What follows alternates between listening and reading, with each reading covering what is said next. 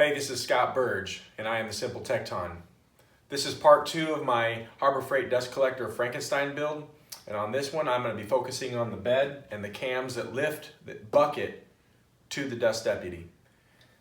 When it's time to change it out, it's a real simple thing. Here's the bolt that goes in. It's unscrewed and pulled, and then these two levers are lowered, and then the whole barrel or bucket will lower with it, just like that.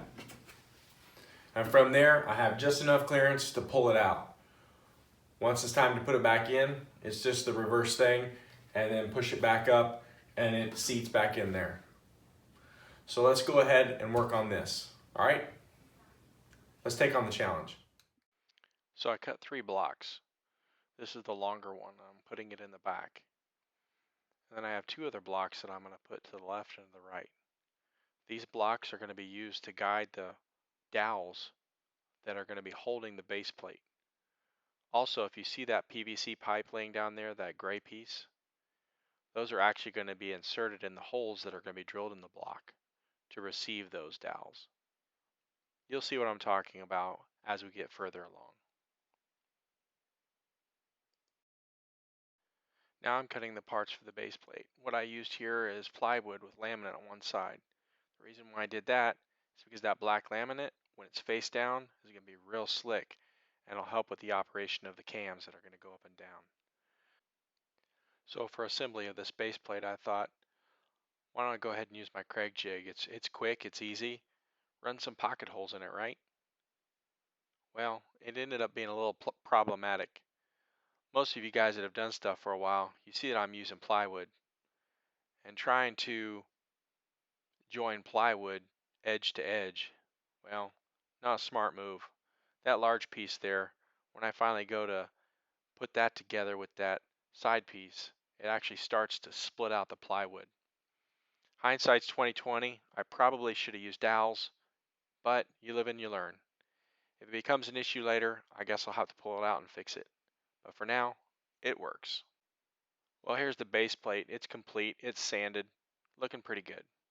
Now I got to make sure that I run some pilot holes through the actual base plate and to the guide blocks down below, where I'm going to have to drill those holes for the dowels that are going to be inside the base plate and the holes that are going to receive those dowels below in the blocks.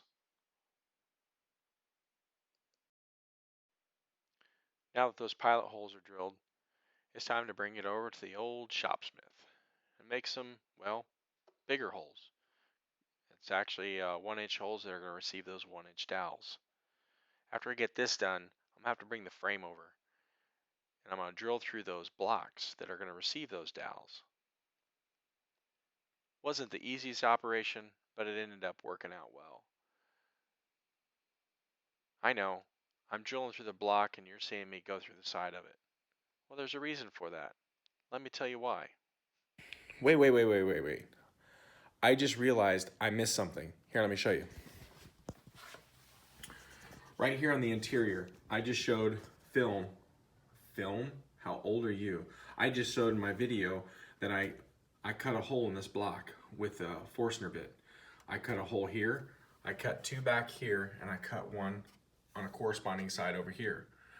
After I was done, I went ahead and I epoxied this 1-inch PVC in here to receive these dowels that in the next portion of the video, you're gonna see me put them in on the bottom side of this bed, which raises and lowers the bucket. So there you go. Very important. These things are actually epoxied in and they guide these dowels. Well, now that that's out of the way, let's get back to building the base plate. These are the 1-inch dowels that I was talking about. I'm going to go ahead and pound these in. Look at the bottom of this base plate. You can see the actual laminate that the cams are going to operate off of. It's going to make it smooth and clean, so I don't have to worry about any type of lubricant needed at the bottom there. I'm going to go ahead and square these up also and make sure they're as square as possible for smooth operation. There are 4 cams total. They're 4 inches in diameter. So I went and got my hole saw and my trusty shopsmith and I cut them out. Once they were cut out, I went ahead and I hand sanded them as best as possible. I wasn't looking for perfection. but I wanted to make sure that all the burrs were off of it. Sanding complete. I went ahead and paired them up by sticking them together with the double-sided carpet tape and drill that off-centered hole. This off-centered hole is going to receive the shaft that's going to move these cams together. This is the front pair, and then later on I did the back pair. And voila, the frame is now painted. Here's the spacer block I'm using to make sure that all cams are spaced equally from the inside of the frame. I wanted to make sure also that the cams were as square as possible at as many angles as possible so that they're all moving the same when they're going up and down. I used a little CA glue and an accelerant to just do really just a temporary hold, because later on you're going to see I'm going to use some epoxy to really clamp it down. I removed the spacer block on this first one, and this was my test run. It seemed to work pretty well. So since it worked well on the front right, I just repeated the process on the front left,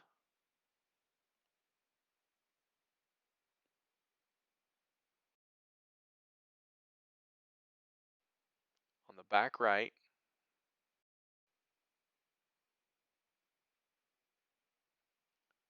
and finally on the back left. And thumbs up approval. And now it's time for some epoxy action.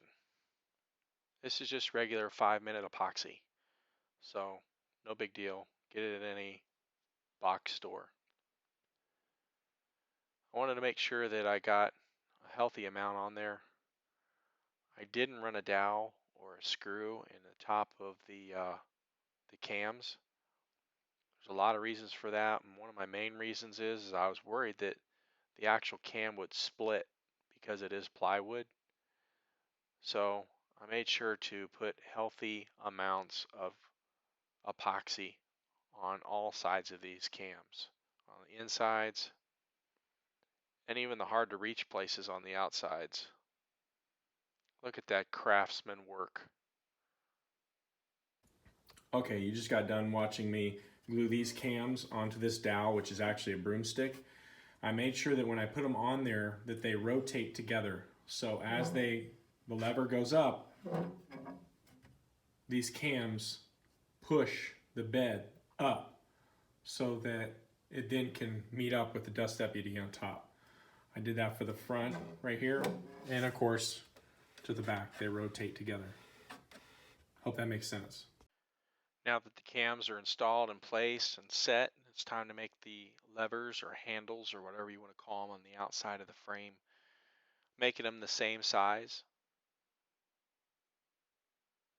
Here I'm basically just trying to make holes for the shafts that are going to go inside these handles.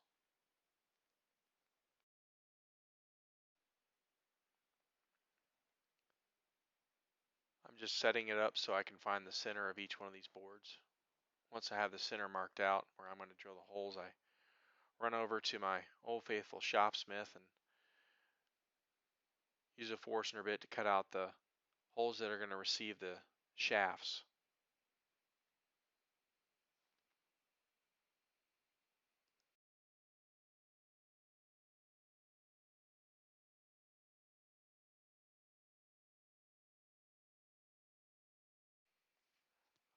Now I don't want squared edges, so I decided to take the top of a paint can, spray paint can, and round over the edges right there.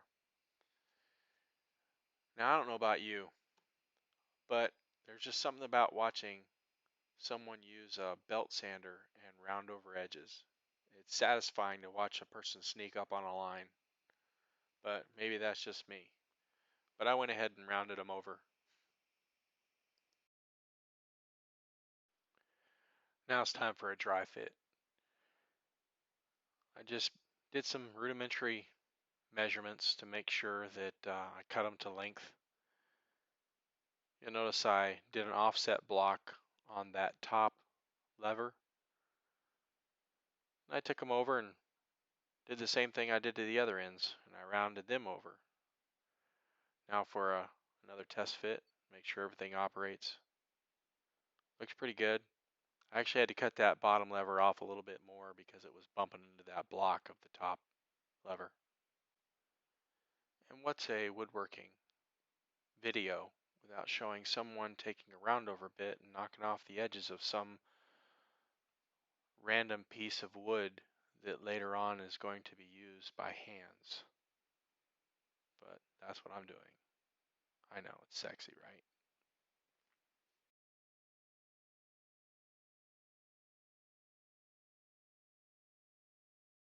Now I've already set the levers. I made sure that the cams are in the right position when these levers are in the up position. Once I like that, I went ahead and I drilled a keyway hole and put a dowel pin right there. And I did that on the back and the front. I additionally later on put a dowel on the top of each one of these levers. Last thing I needed to do is to make sure that there is a bolt to hold these levers in the up position when the bed is raised. So simple hole drilling and putting in some threads in the side of the frame to receive the bolt. And yes, I did go ahead and glue it in. And that completes it.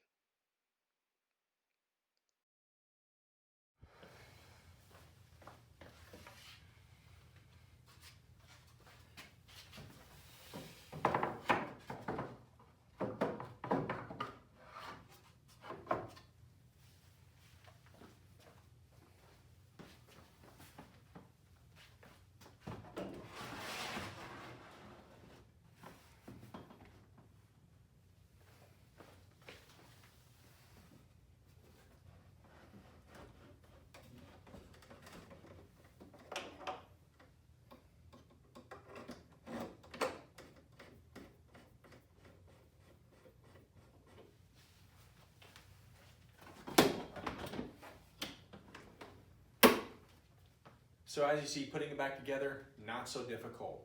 Well, this completes part 2 of this Harbor Freight dust collector Frankenstein build. During this part, we covered this base plate, the cams, and how they raise and lower this barrel up to the dust collector. My next video is actually going to cover this plenum box and the wind filter and all the connecting parts. In order to see that and make sure that you're notified, if you go ahead and you click subscribe below and also the bell, it'll definitely notify you when that thing hits. But until then, my name is Scott Burge, and I am the Simple Tecton. Stay tuned. There's a couple outtakes afterwards. I think they're funny. You tell me. Check y'all later.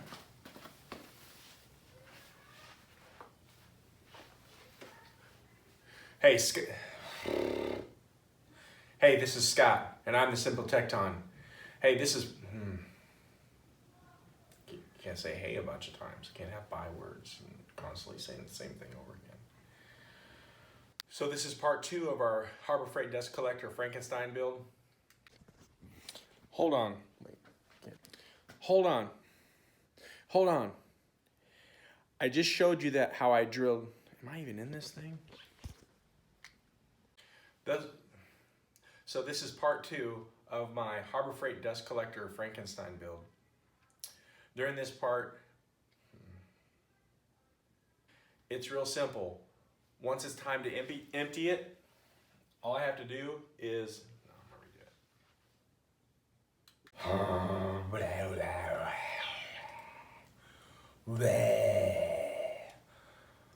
This is the hardest part of this whole thing. The build was easier.